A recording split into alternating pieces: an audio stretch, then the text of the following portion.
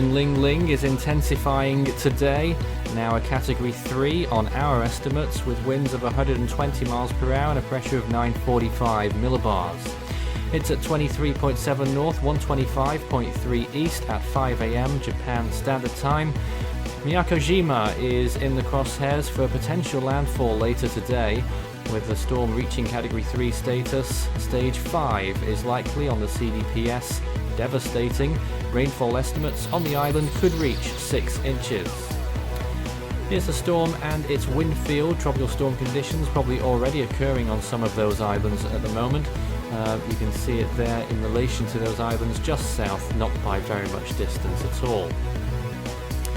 It's currently 76 miles from Miyakojima, 91 from Ishigaki, 228 from Naha on Okinawa, 253 from Taipei, and 570 from Shanghai in China.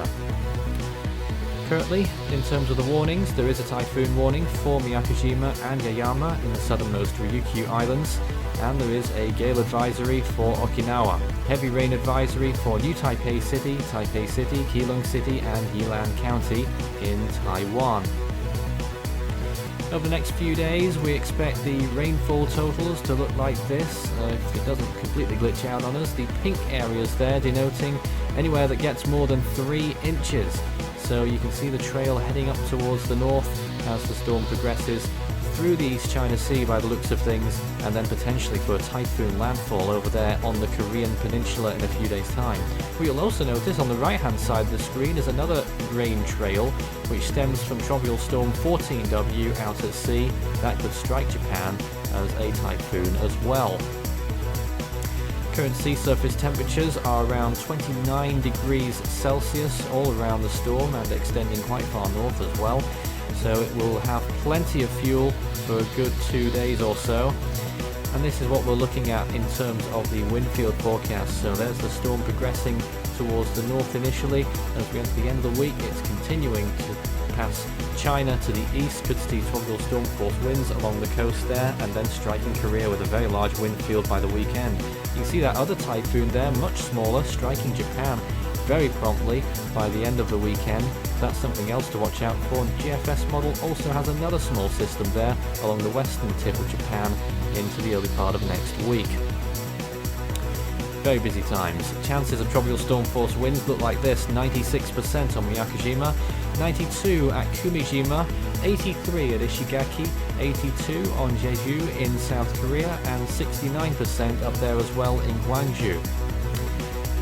So looking at the model consensus, if there is one, well, generally the models have some further strengthening on the way. Some of them haven't completely caught up with the storm's intensification rate so far. There is certainly the possibility this storm could reach Category 4 status. Wind shear is moderate, around 15, maybe even up to 20 knots. Wind shear though is, sea surface temperatures though are very warm. Our relative humidity is extremely high, which is excellent news for the storm. Models are pretty clear cut for a Korea landfall. Looks like North Korea actually makes a turn, pushes northeast. Here's the latest satellite imagery of the storm. Visible hasn't arrived over the area yet. Of course, it's 5 in the morning local time, but you can see how the storm has been developing in those recent frames, and it looks decent for 120 miles per hour, which is what we're putting it at this time. There is some significant banding in the eye wall occurring at this time. Massive convection in the northwestern quadrant, really, more than anywhere else, which is interesting because the JTWC lists it as having the smallest wind field. But we'll continue watching this storm as it progresses, and it could be dangerous. You can follow Force 13's outlets, the website force13.com. You can also find our YouTube channel. If you're not there already, you may well be. Good chance of that. Subscribe if you haven't.